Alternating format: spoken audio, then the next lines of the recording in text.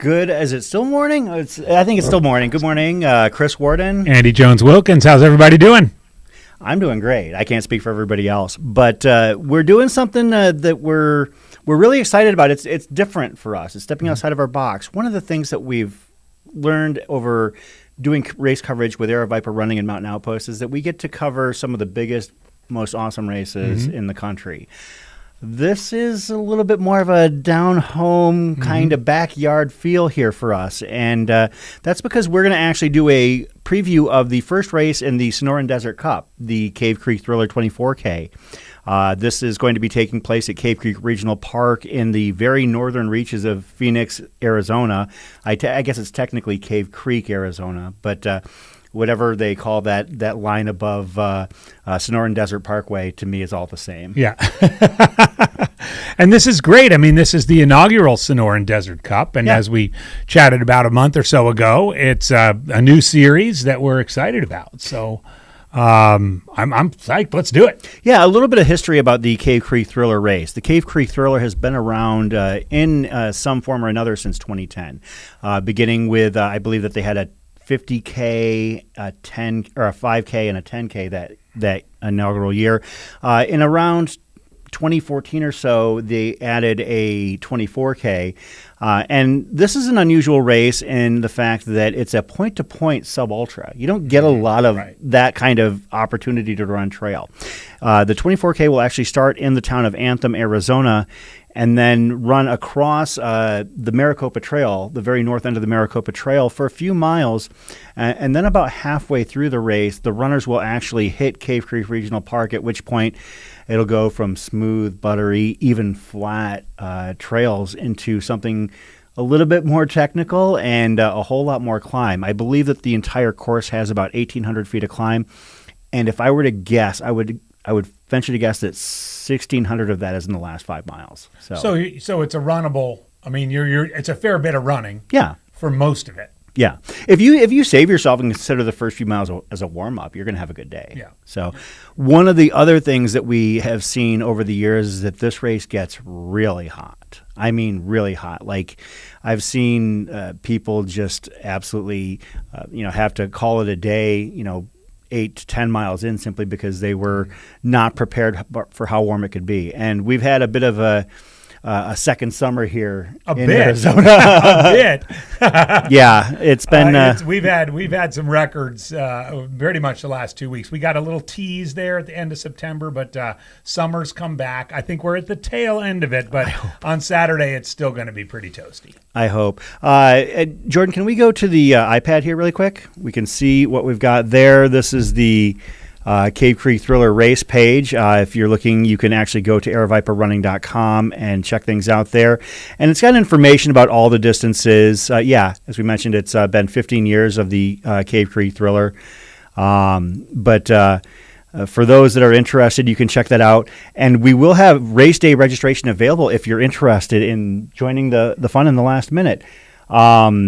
And that's at the park, as soon as an hour before the race or so. Yes, the runners will be shuttled from the start or from Cave Creek Regional Park finish to the start in Anthem. As you can see, the start is on the left-hand side of your screen there. It goes through that actually starts literally on the edges of a neighborhood in Anthem, Arizona, and it follows along the Maricopa Trail, and then you can see that aid station, that red cross there is where you actually enter the park, and obviously you can see right there that things get a little bit more, I guess. So you would say from the start to that first aid station there where it crosses just before that, what would, I guess, at some point be a river, is pretty flat. Yeah, it's very flat. I think there's one actual climb before that of any consequence, but beyond that, it's pretty smooth, pretty flat, and then from there you actually hit the trails of Cave Creek Regional Park, culminating in the Go John Trail climb at the very end. I've never done the actual 24K. I've done all of the trails involved in the race. I've done the 50K, and unfortunately, the first time I tried to do the 50K, I DNF'd at 30 miles in. 50K is only 31, Chris. I know. It was a bad day, but it was really hot. So I got lost, and it was a big old thing. Talk about how rocky is that bit? I mean, I think you mentioned the first part up to that first aid station we were just talking about is pretty smooth. Do you get some rockiness, or is it pretty buff most of the way? So the climbs are a little bit rocky, but the downhills are really smooth. Nice. Like there's going to be some opportunity for people to really open up and let fly, especially in that last 3 miles. You can see that second aid station down at the bottom of the screen. That's Gojon Aid. And Gojon Aid, from there it's about a 5K to the finish. You actually go up the Gojon climb, which is about an 900 foot ascent to the very top of the last portion of the course. And then from there, you basically do a quick little hairpin turn onto the Overton Trail. And the Overton Trail is this amazingly fun, like steady 2 mile downhill. Oh, nice. It's so and it's buffed out, it's smooth, and you come around a corner, and then all of a sudden you can see the finish line maybe about just short of a half mile ahead of you, and you can really feel like an opportunity to open up. And there's a couple of rollers at the very last quarter mile, but for the most part, this race is going to be an opportunity for people with that turnover, that leg speed, to do well. And we'll be talking about a couple of those names. That's kind of interesting. So you'd think that, sort of I would suspect you might have a pack sticking together, a couple of packs perhaps, to that first aid station. The climbing starts shortly after that, grinds all the way up. If people are in contact with one another, and depending on the leg speed, folks, when they hit that, to which you referred, that hairpin turn onto Overton Trail, it's smooth, and it could be kind of game on. And the sight lines might be a little bit longer than they might be in some of those climbing sections. Yeah, there's really from the Overton Trail turnoff, there's actually a ton. You've got long lines of sight, and it's not particularly wide, so you might have some fun jockeying potentially if things get close, because you don't really have a ton of room to maneuver. There's a little bit of switchbacking, but it could create an interesting dynamic, because we've got some several fast runners with some comparable historical times, or at least times that we feel could be close in this race. So we'll see how that all pans out. And I guess with that, we should probably jump right into what we're looking forward to in the women's field. Let's go. Yeah. Well, we just learned when I walked into the headquarters today that Megan Kupris, I hope I'm saying that right, who was initially signed up for the 50K, has dropped down to the 24K. I first encountered Megan this past June at the Hot Foot race that both you and I were let's just say participating in. Megan was clearly racing it. And in addition, she ran a 1:47 at Hangover, not this year, but last year. So is a foot speed person. I think she did 41 miles at Hot Foot and stopped early, which I thought, in the 6 hour, by the way. Which I thought was pretty impressive. So I'd have to say kind of at the top of my list would be Megan. Well, and I agree with you there. I've known Megan for several years, and she's a delight of a person. One of the things about Megan is that she steps up for this race. She has the course record in the 24K. She also has the course record in the 50K. And this includes over some names that are pretty prominent in our sport, especially regionally. I mean, she has numbers that are ahead of names like Nicole Bitter, Jessica Brazeau, Kelly Wolf. Those are, some pretty stout names in regional and national level ultra running. And Megan has shown she belongs with those names when it's on this course, especially. Now, if we're thinking it's going to be hot, she's also a good heat runner. Oh, yeah. She's very well experienced. That's not going to be an issue. She's paced golden ticket runners at Haviland 100. So, Megan is definitely the name, I guess, that starts the conversation in the 24K, simply because we didn't know until a few minutes ago that she was in. Literally a few minutes ago. Yeah. So originally she had been registered for the 50K. She's deciding to step down to the 24K. She's a member of the Aravaipa racing team locally here. So she does very well on these desert trails. And it wouldn't surprise me to see her have a very good result out there. And the amazing thing I think about this is that she originally set that course record back in 2020.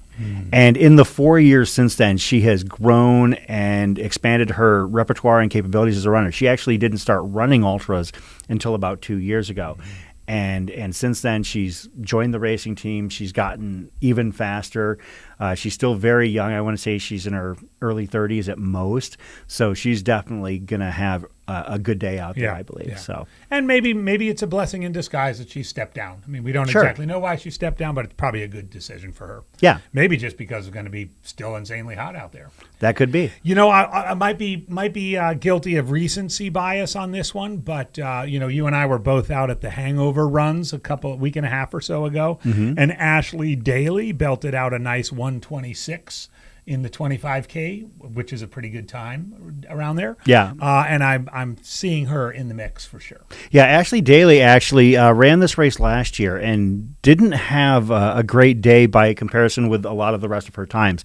I'm going to assume things probably went sideways for her somewhere along the way because she finished in a 4:15, which is very uncharacteristic of her.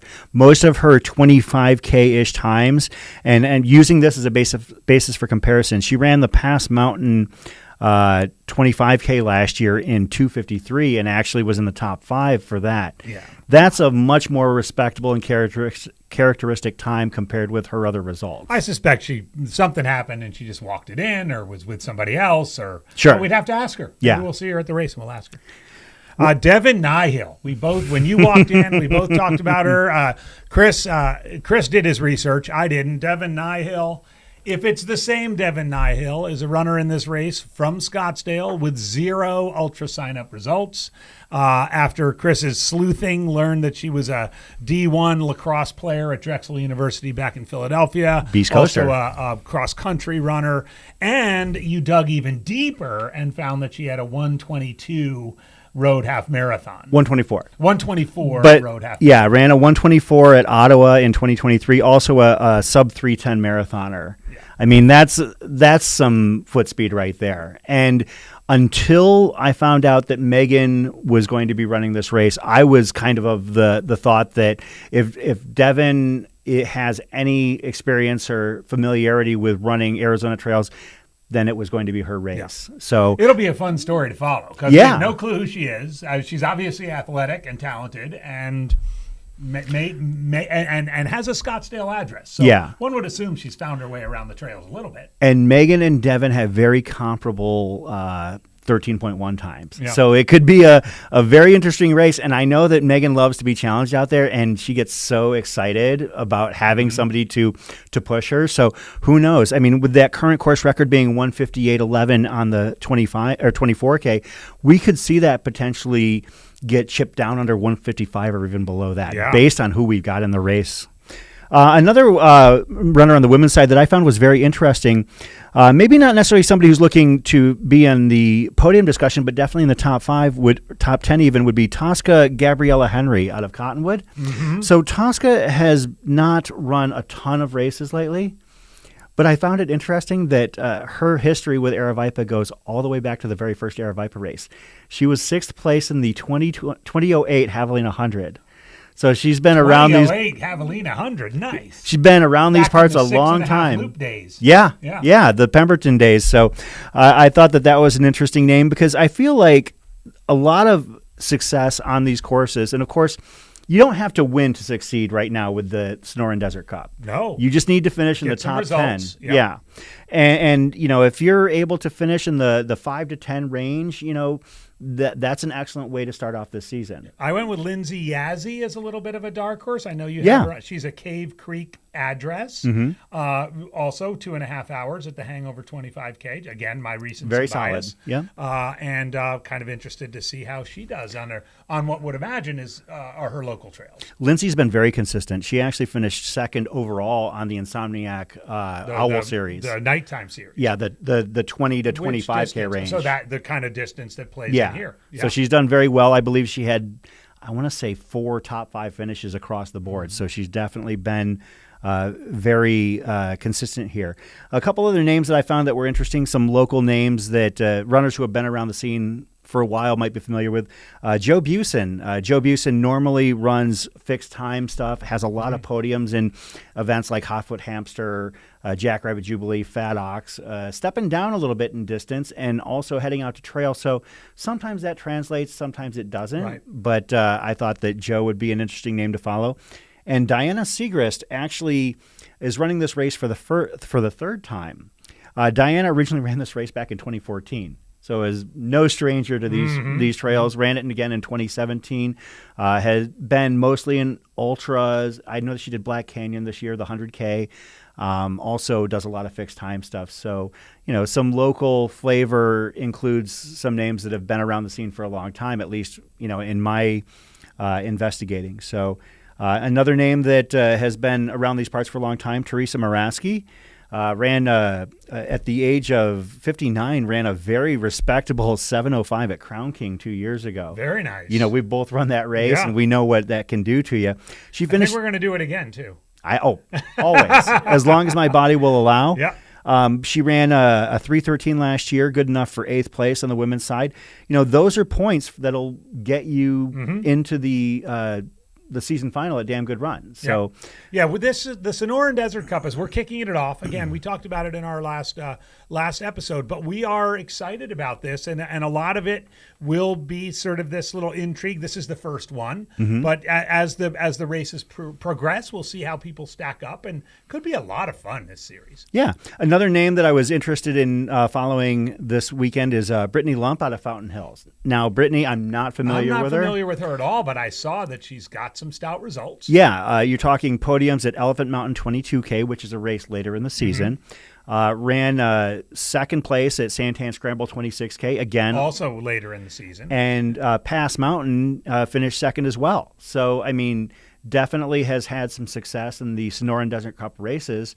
We'll see. This looks like it's her first time here at Cave Creek. But, if you can, Pass Mountain actually unfolds fairly similarly to Cave Creek Thriller in the fact that it's fairly flat and runnable the first half, and then the second half you've got all the climbing. Nice. So that's how we feel. We'll I guess we'll kind of circle back around with our top three maybe after. Yeah, let's do that after we circle around with the men. Absolutely. With the men's field, what are you looking at? Well, I got to go with the guys who finished first and second last year. We've got to mention them. So Dan Roeder ran a 2:14 here last year. Apparently it was a very hot day. So 2:14 doesn't sound super fast, but Dan Roeder with a 2:14 last year and Matt Heacock with a 2:18 last year were 1 and 2 in last year's race. So you gotta give them credit. And then Julian Cuyo, who has a super fast time here. I think we were looking it up back in 2021. He had a 1:55 in 2022 and a 2 flat in 2021. Okay, so I think those three, rise quickly to the top. And then Joe, I hope I'm saying this right, Joe Boucher. Yes. Who we just saw run out at Hangover as well. Yeah. And have a knockdown with his significant other, Sierra. Yeah. So I think that'll be fun to see how he plays out too. Yeah, Joe Boucher has had a heck of a year, finishing in the top 5 at Silverton Alpine Marathon earlier this year with a 4:11 up in Silverton, Colorado. Very stout race. Of course, Joe is also a member of the Aravaipa racing team. Was he also at Mogollon? I don't remember if he was Mogollon, but I know that he was out at Leadville this year. Oh, at Leadville, that's right. And ran a sub 25 hour at Leadville. Of course, that's an extremely respectable time. You've been out at Leadville many times. Yeah. So anytime you can finish Leadville, first of all, that's awesome. Second of all, under 25 hours is... It's interesting, too, because this is one of these running and then mountain courses, and even though it's 24K, that's a lot of what Leadville is. Yeah. A lot of running and then a lot of mountains. Mm-hmm. And then more running. Yeah. Well, we talked. You mentioned Dan and Matt. Of course, Dan Roeder actually won the men's DRT series outright last year. Did he really? Yeah. Okay. So that's something to definitely put in your pocket to remember.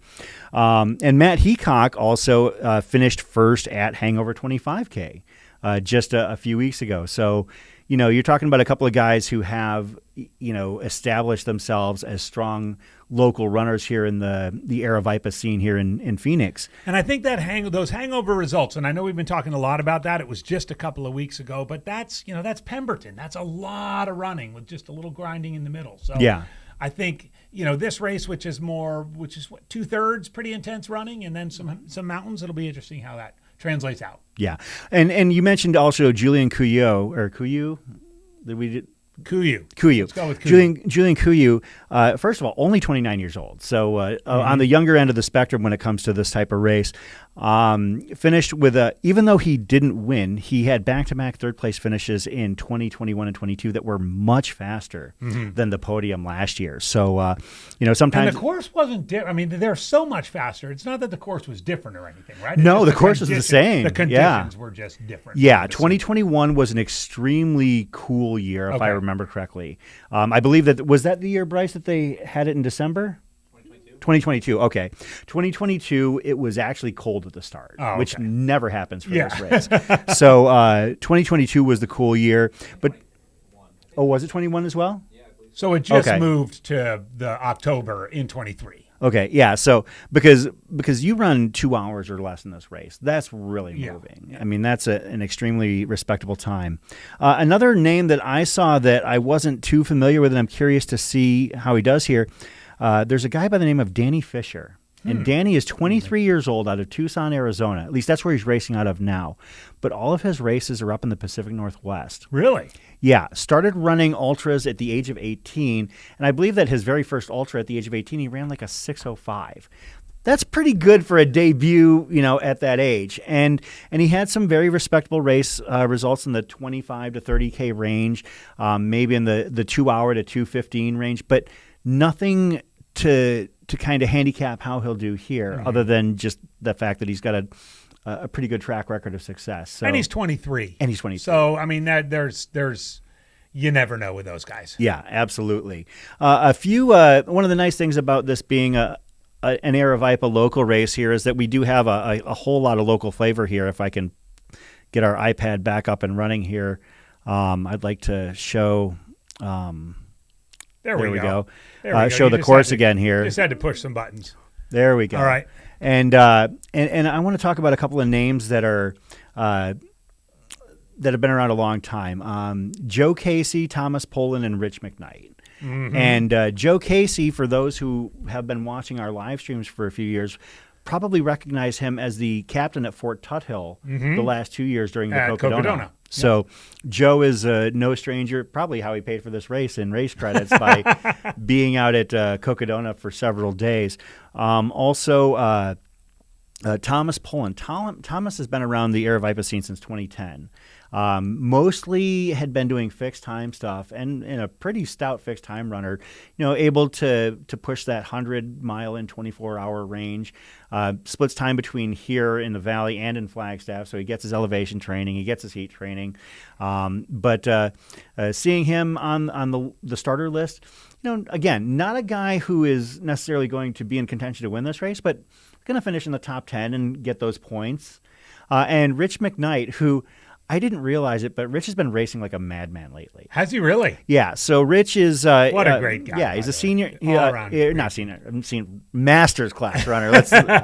Sorry, Rich, but Rich is actually one of the. Watch what you're talking about, man. Right. So Rich is actually one of the few people who has more Aravaipa race finishes than me. So Rich, this will be his 126th Aravaipa finish, assuming that everything goes to plan.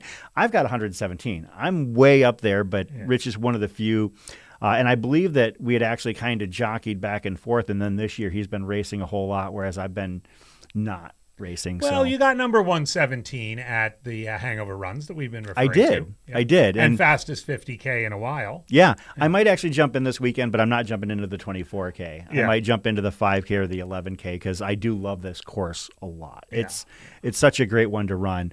On the further down on the men's side, there weren't really any names that stuck out to me as like sneaky potential top 10 people. I mean, there are locals like Ryan McCarley and Jeremy Harper are two that are part of our Aravaipa group trail run scene. They're going to have good days out there, maybe on the fringes of the top 10.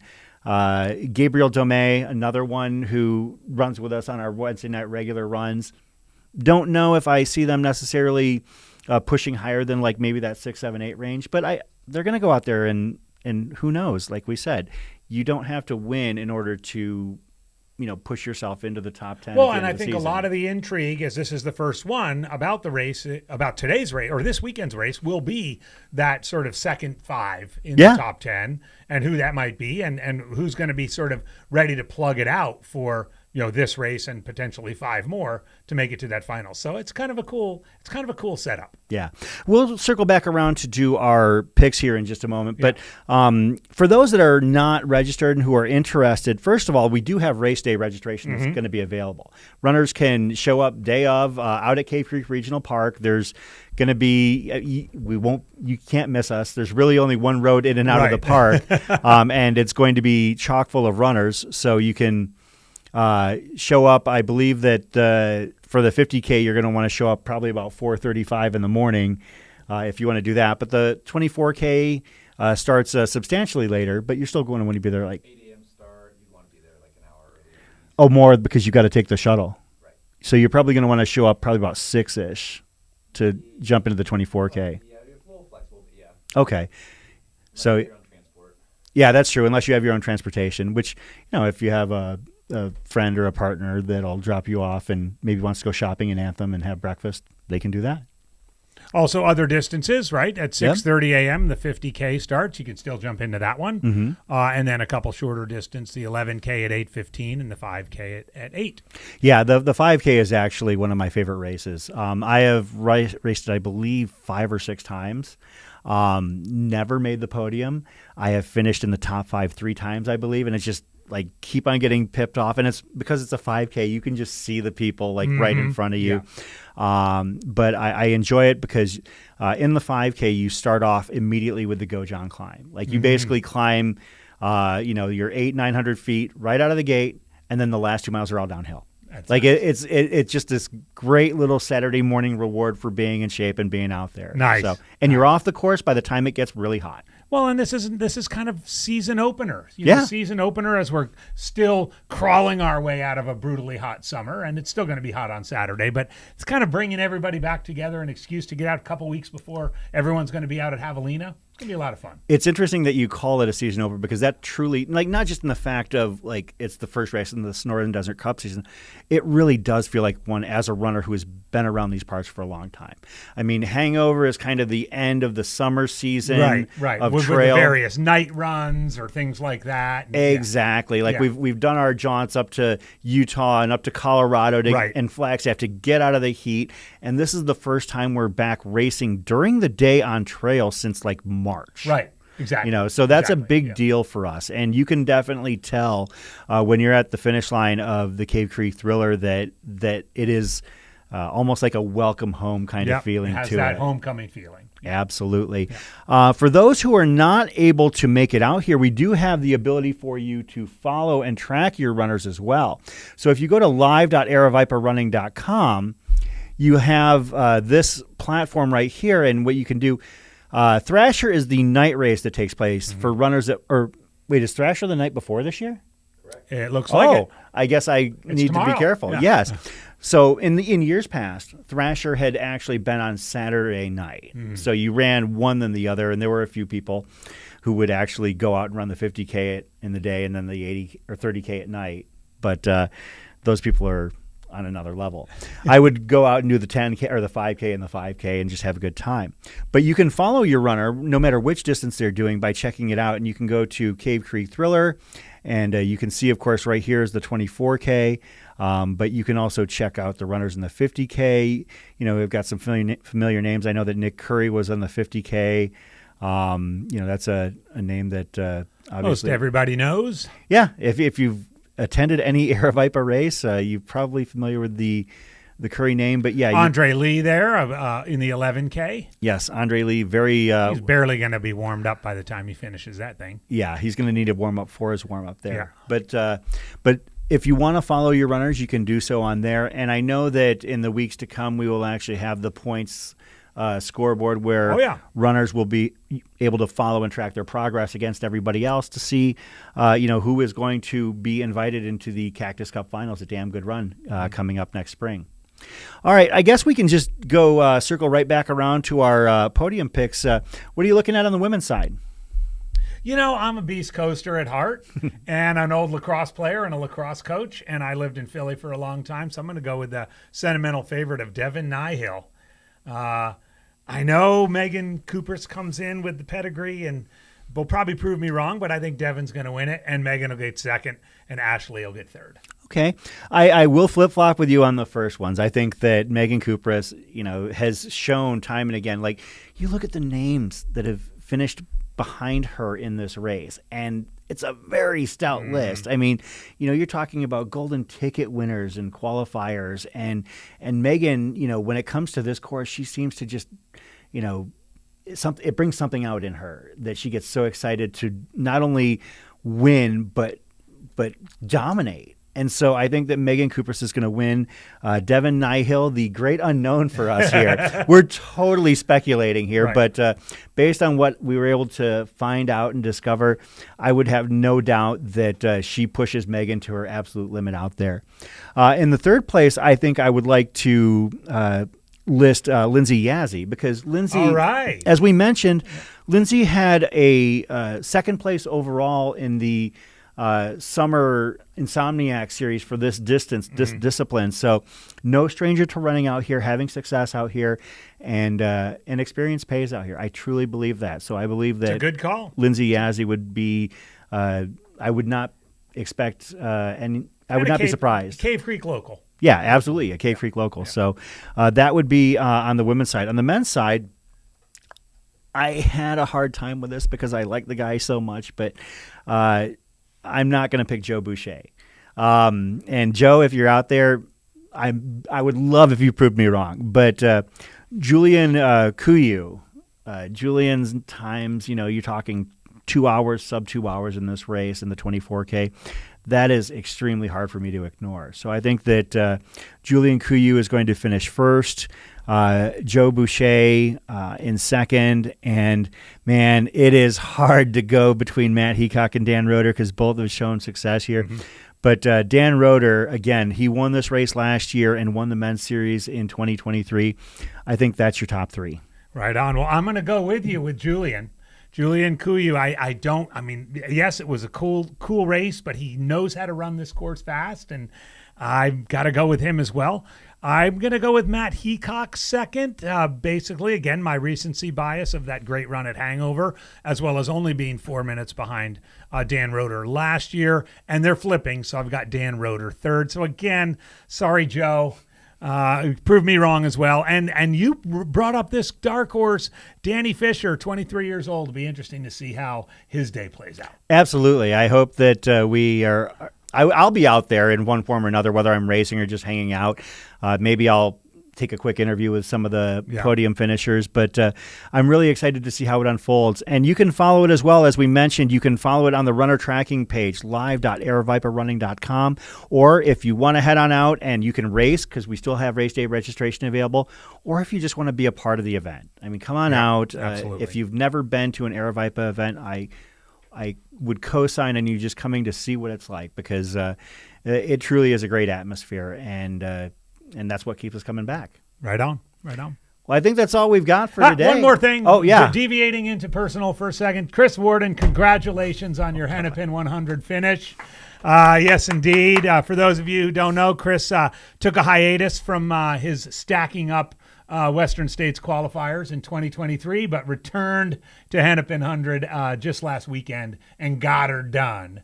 So you'll be throwing another ticket into the hypothetical goo bucket this year for the Western States 100. I have 32 of them at this 32 point. 32 tickets in there. We'll so see. Congratulations on that. I mean, you ran a great 50K at the Hangover Run. I know you worked hard to get there.